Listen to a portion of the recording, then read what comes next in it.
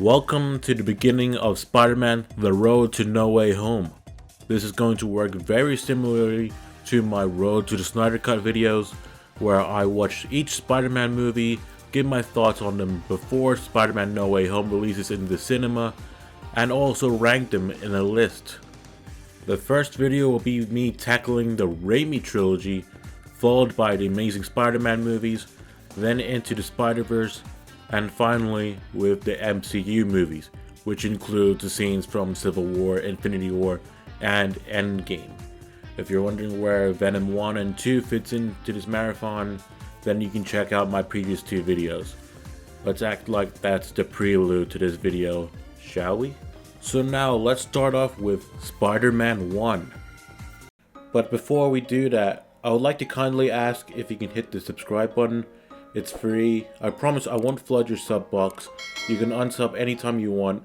And if you hit the bell button, you'll be notified for the next Spider-Man video and be up to date with this journey with me. And now, enjoy the video. When you watch the first Spider-Man movie, you might have the following reactions. You love it because it's Spider-Man or just love the superhero campiness of it. You like it mainly due to nostalgia or couldn't get into it because it's too cheesy. I've had these exact reactions every time I watch this film. And realizing it now, it's very similar to how I feel whenever I watch the first Star Wars movie. But what were my thoughts on my last rewatch? Well, let me start off by saying that Raimi memes have ruined my experience of watching this film. Every time a character says a sentence or a facial expression, I'm thinking of the caption that fits next to it. But is this a bad thing? I'm not sure, because I was smiling throughout this whole rewatch. So thank you, Raimi memes, I guess. Like I said earlier, this movie is cheesy, but considering that this was made during a time where superhero movies weren't as prominent as they are now, this means you can't call the narrative unoriginal, because it's the film that caused other studios to copy its formula. If people don't like it anyway, then I still think it's fine. And I will agree that Peter getting his ass up after having a grenade tossed to his face, all because Goblin threatened to hurt his tear-free waifu, is a bit of a reach. Also, speaking of stuff that hasn't quite aged well over time, is the editing. Granted, these rough edits are only bad until someone else points them out to you. Yes, CinemaSins was largely responsible for that. My favorite is the random extra who keeps walking behind the characters every time there's a camera cut. I'm convinced she's trying to compete with the overall screen time that Jared Leto has in the DCEU. One legitimate issue that I have with the story is probably how Green Goblin goes after Spider-Man. He goes to the Daily Bugle to find J. Jonah Jameson and demands that he reveal who Spider-Man's photographer is, even though his name's already in the newspaper. In fact, Peter tells Norman that he's thinking of pursuing a career in photography in front of him. And I know a lot of people love the rooftop scene, even I do too, but Goblin could have saved himself the trouble and removed Spider-Man's mask there. But then again, I'm also a fan of Peter being hit by a bike messenger. In terms of characters though, I thought everyone did alright. I still enjoyed Tobey Maguire's cringy, awkward Peter Parker, especially his lame jokes as Spider-Man. I know I haven't rewatched the Amazing Spider-Man movies and the MCU movies yet, but I'm going to jump in and say that Rosemary Ann is the best Aunt May. She's kind, she's filled with wisdom, and she's a badass. Pardon me skipping a movie. And I don't think anyone will be able to ever compete with her. Besides those things I said about Green Goblin earlier, I think we can all agree that Willem Dafoe has smashed his role. With these crazy facial expressions and that great voice, which isn't surprising because it is Willem Dafoe. I mean, he's literally the best part of Netflix's version of Death Note. I also thought Mary Jane was alright. I do think that the hate for her is understandable, but it can also be overrated as well. Her plot is pretty much that she has daddy issues, and she keeps falling for guys that are mean or dangerous to her. And she needs to get over these daddy issues and realize that she's in love with Peter, and he's the right one for her. This is apparently even more obvious in the novelization, which I found out from a YouTuber named Innovated J-Dog, and his video on the complete timeline on the Raimi Trilogy. In the end of that book, MJ actually confronts her dad about her verbal and physical abuse. You gotta check out this video if you have the time. I do want to make this one thing clear. If you think she is dumb, a thought, or whatever, then that's your opinion. However, what isn't an opinion is when people say she only loves Spider-Man, not Peter. That is plain wrong. She literally says in the end that before she thought she was going to die, that she realized that she wasn't in love with Spider-Man and she loved Peter. And if you still somehow say this sentence, then I'm sorry, but you are an idiot. Another character that I want to talk about is Harry Osborn. This might be a hot take, but I felt like he was pretty bland in this movie.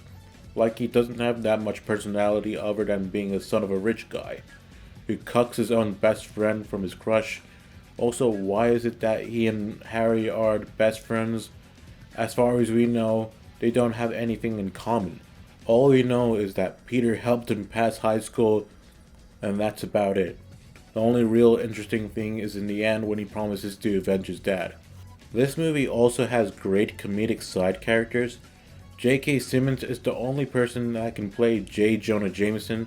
If for some reason he doesn't want to come back, then I guess Ice Cube is the best second option. Tell me what you think in the comment below. Also, Bonesaw, a character that also had less screen time than the Suicide Squad's Joker, and somewhat of an icon. Honestly, rest in peace to Randy Savage. Okay, the last character that I want to talk about is Uncle Ben. Not gonna lie, it's impossible to hate this guy. Just like Aunt May, he's also filled with positivity and wisdom, and it's heartbreaking when Peter pretty much tells him to stop lecturing him. After Ben taught him that great power comes great responsibility. But his death has a major impact in the comics, and definitely in this franchise as well. So overall, I feel like Spider-Man 1 is a 4 out of 5 stars. Whether people think it's outdated or what, in my opinion, it's a solid movie.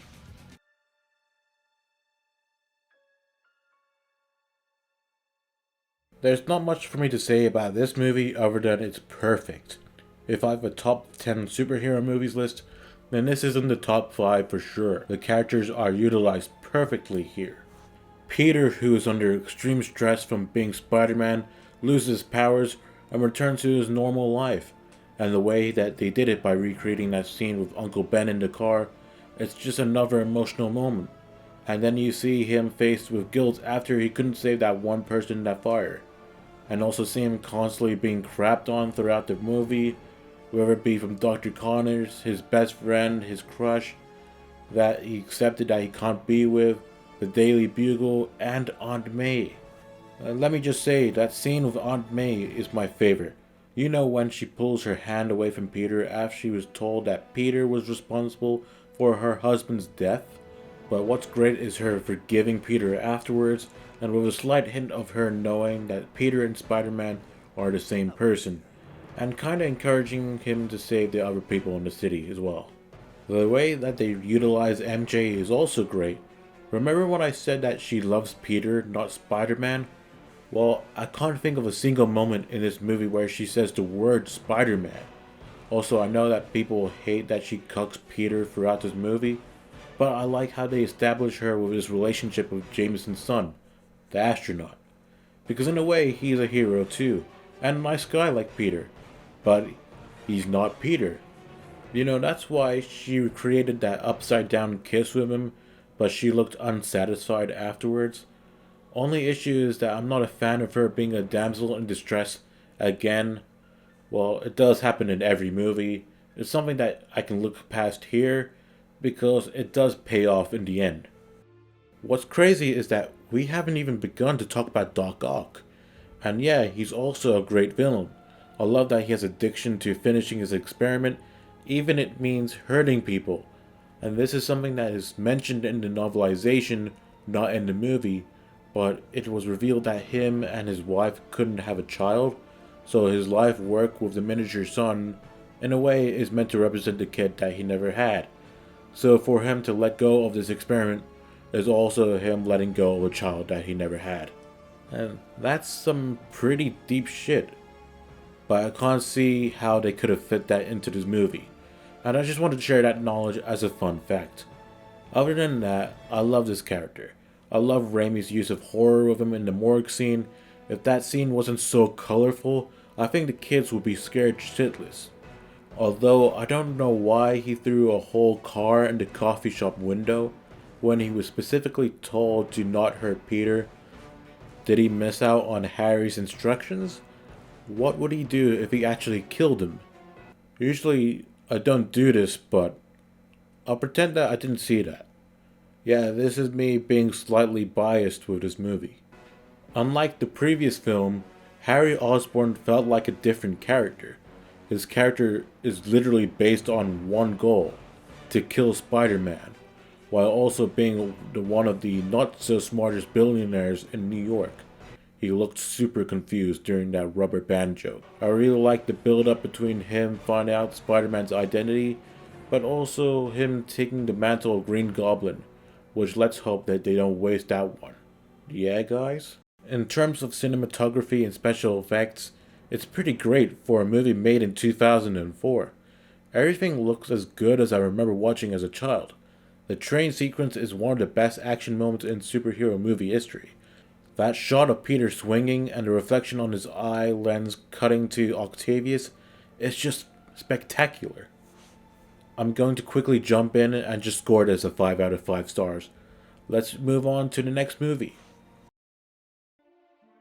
Oh boy, this movie. Listen, I don't hate this film. In fact, there are a lot of elements that I like here, but these things, they also come with drawbacks. Except for Bully Maguire, I think he's great. I really like the idea that Peter has become overconfident and comfortable with his life to a point where he becomes a narcissist. Like, MJ is there like, Peter, I'm having career issues. I was just told that I was fat. Tell me about it. Like being Spider-Man is such a tough job. And the other day a bunch of kids were telling me that I'm their role model. And man, the responsibility. But hey, you'll pull through it. Hashtag hustle hard. and it's interesting because once shit hits the fan, his equilibrium breaks. But he's afraid to show it to MJ because he wants his life to be perfect. And I'm aware that Sam Raimi didn't want to include it, but the reveal of the black suit was also good because we get to see Peter not hold back his emotions when it's revealed that Sandman is the one that actually killed Uncle Ben. And it works perfectly here because Peter now realizes that Uncle Ben's death wasn't really his fault and it was inevitable, until Flint reveals in the end that his partner triggered the gun. So yeah, it's still his fault. Nevertheless, Sandman is a super underrated villain. He's sympathetic as well as an empathetic character. He's trying his best to raise money for his dying daughter, and him explaining to Peter about what happened to his uncle is my favorite scene from this movie. I'm interested in how they're going to make him a villain again in the MCU, or if it's going to be the same Sandman. It probably will be. I do have one issue with him, but I'll explain it after I discuss about Venom. Let me just say, I'm not a fan of how they shoved him into this movie. I said earlier that I like the black suit, but I think that they should have just revealed Eddie Brock in this movie, and in the end, he just gets the symbiote, because there's already enough villains as it is. As for his character, I have very mixed feelings for this decision of having Topher Grace in this film. I understand that he's meant to be the anti-Peter Parker.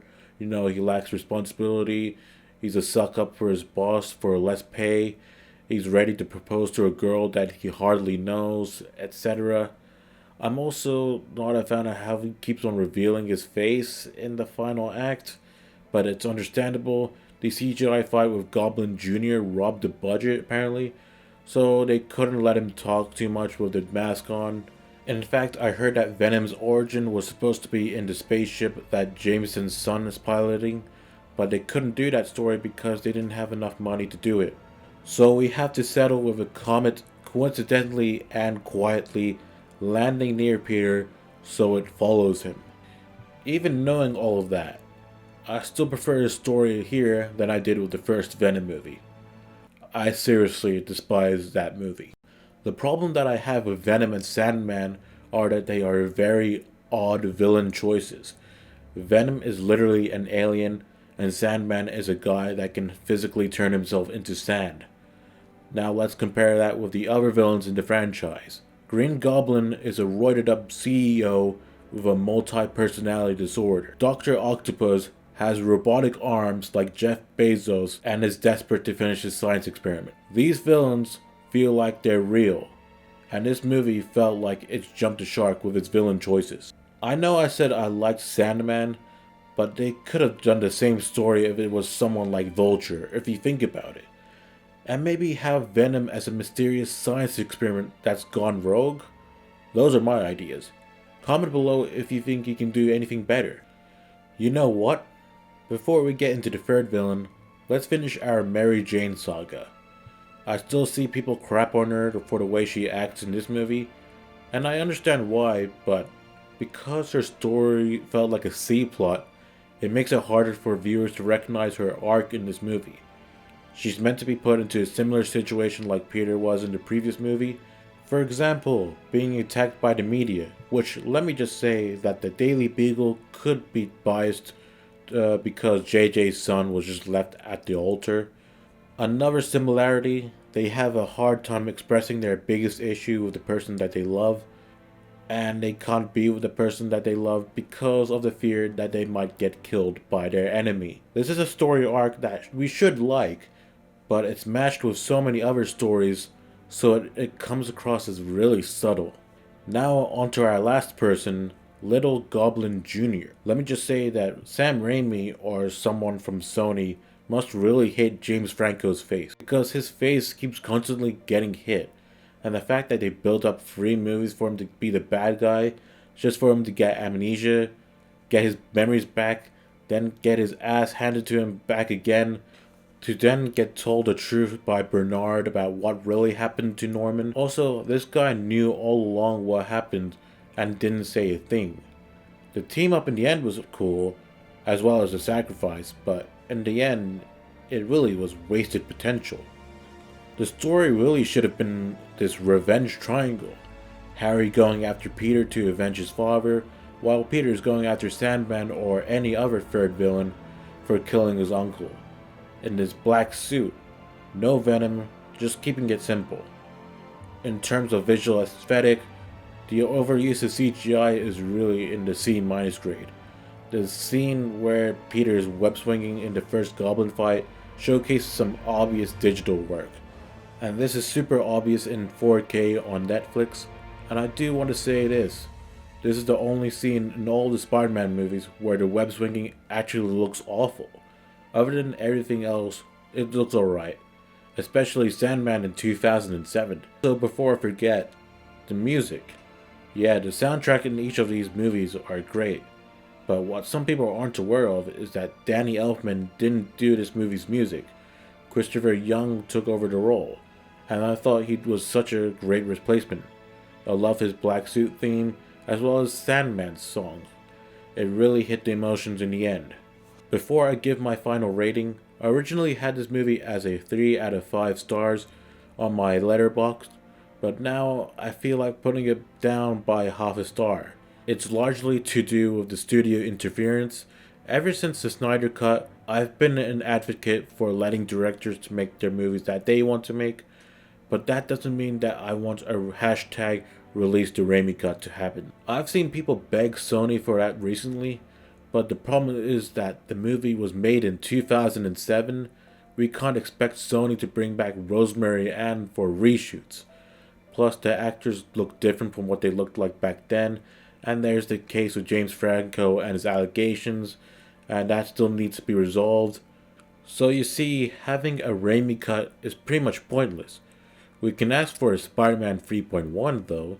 That sounds pretty good if you ask me. Now that we're done, let me give you my rankings of each film so far.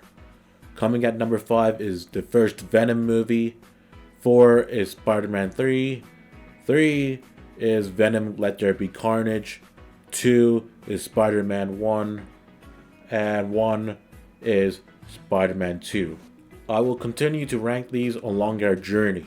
And that is it for today. Thanks for watching the video. If you enjoy these reviews, then please give it a like, and if you have any thoughts on any of these movies, then feel free to comment down below.